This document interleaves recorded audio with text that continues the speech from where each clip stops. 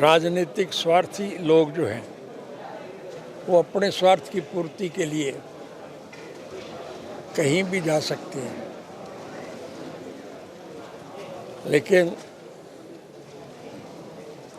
जो अपने दल को छोड़ करके स्वार्थ की पूर्ति के लिए किसी दूसरे दल में जाते हैं उनकी हालत बहुत ख़राब होती है। हमारे यहाँ एक कहावत है कि ठोड़ पड़े पत्थर भारी होए। जो आदमी मुश्किल अपने ठिकाने पर रहे उनकी इज्जत बड़ी है, लेकिन जो अपने दल को छोड़ करके किसी दूसरे दल में गए उनकी इज्जत खराब हुई।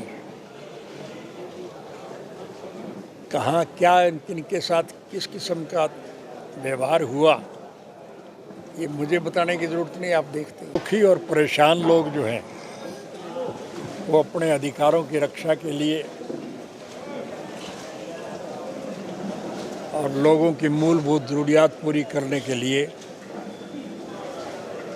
लड़ाई लड़ेंगे और कोई चारा ही नहीं। इसलिए निश्चित रूप से तीसरा मोर्चा बनेगा, राजनीतिक परिस्थितियां बदलेंगी कि मेरे इस देश के राजभाग के मालिक होंगे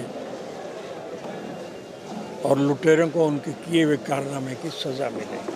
चौधरी साहब, हरियाणा की राजनीति को आप इस फिलहाल किस तरह देखते हैं? लगातार जो बेरोजगारी है वो अपने चरम पे है, महंगाई जो है अपने चरम पे है, तो कैसे देखते हैं जो हरियाणा की राजनीति वो किस तरह? हमारे यहाँ एक कहावत है कि सारी रात रोई एक मरा और वो भी पड़ोसी का।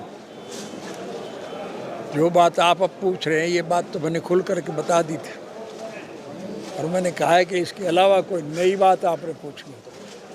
सर, जेजेपी 300 का स्थापना दिवस जयपुर में मना रही है, जबकि हरियाणा की पार्टी स्थानीय पार्टी है, उसको लेकर क्या कहना चाहेंगे? इसको लेकर क्या कहना चाहेंगे? जेजेपी 300 का स्थापना दिवस जयपुर में मना रही है, हरियाणा की पार्टी स्थानीय पार्टी है, उसको लेकर क्या कहना चाहेंगे?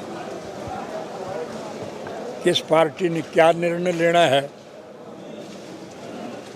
इस पे हमें विचार करने की आवश्यकता नहीं। लोगों को ये देखना चाहिए कि ये जो निर्णय ले रहे हैं ये तुम्हारे हित में है या नहीं है। और जो हालात आज बनते जा रहे हैं उसके आधार पर मैं दावे से कह सकता हूँ और मैंने अभी कहा भी है कि परिस्थितियाँ बदलेंगी।